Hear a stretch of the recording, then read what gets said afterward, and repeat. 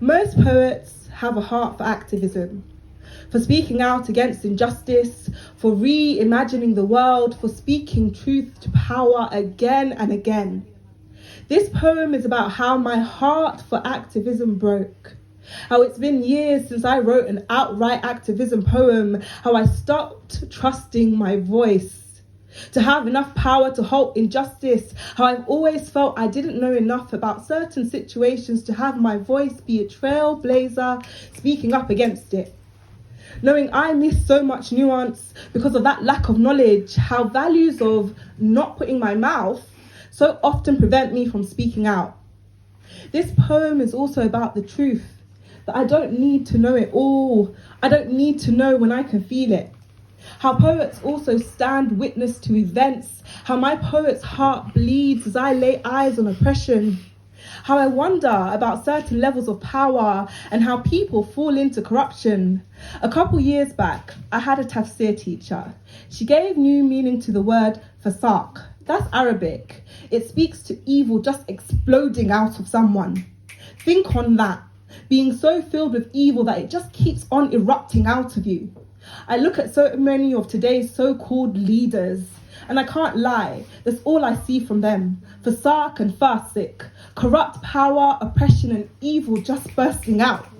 It's like they're filled with it.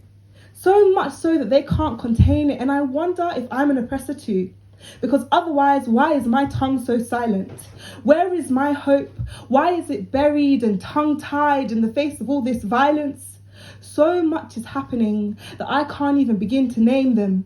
And if I name them, then is this poem me trying to gain notoriety of other people's nightmares? I do my best to amplify their voices. Sometimes I feel lost and unsure how to keep doing that.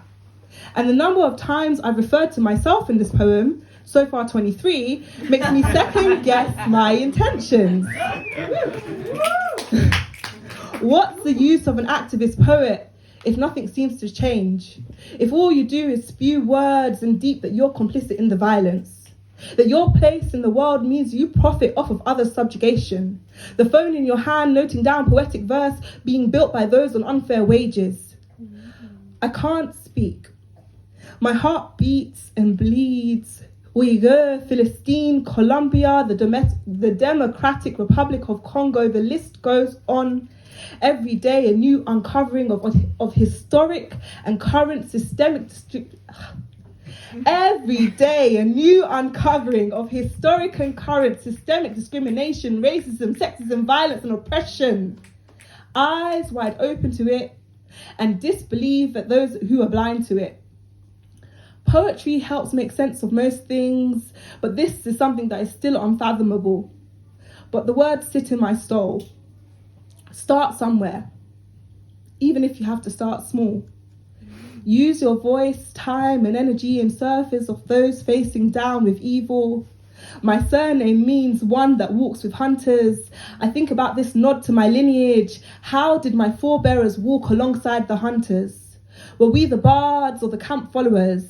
Did we tell the stories of heroic victories in the face of injustice, or were we jesters and entertainers? I suspect maybe a bit of both, because somehow people find entertainment in being reminded or reminiscing how Dawood overcame Jalut, that's David overcoming Goliath, how small yet pure good every day triumphs over massive evil. And maybe it's not entertainment, maybe it's the sparking of hope. So this poem is also about how I reclaimed my poet's heart to speak up in the ways I could, in what I witnessed other humans living through. How much squeezing this world can do. That's exactly how I would describe oppression. A squeezing and squeezing every day. The grip tightens, how it wants to wring you out, leave you crumpled. How sometimes it succeeds, leaving you feeling a husk of yourself, your priority on survival. Yet also how it does something. in trying to break you, in its constant squeezing. It comes up against something unbreakable, something made of stronger stuff, a soul untameable, the thing that fills you up, pushing you on towards survival, how you live on beyond this story of when you came face to face with evil. So many martyrs in the face of it, how we carry the martyrs on our backs, wanting to give them proper burials, how the shrouds we wear in mourning do not shrink us, do not shrink your voice. You have our stories to tell. You've lived your own, and that's helped you tap into lived empathy and compassion. Let it be your driver. Let the blood flow in your poetic heart for activism. Don't let hope bleed out. Keep speaking up. The squeezing is still happening. And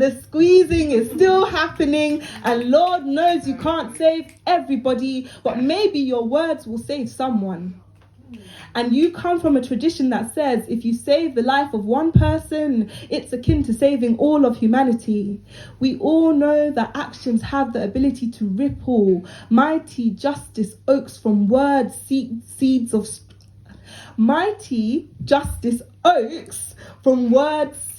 truth. They shade the martyrs, the survivors, the freedom fighters, the thrivers in the face of it, the pushing forth and keep going, the no other option but truth warrior. For Sark, that's evil, is invested in your silence. I said it's been years since I wrote an outright activism poem, yet activism is buried underneath every single word. It's in our blood. We can't dig it out and it seeps through. And now I'm re-embracing it. I've been on my knees at the graves in mourning, but I know now it's time to stand up and march forward, walking forward bolder towards Justice Day's dawn. Okay,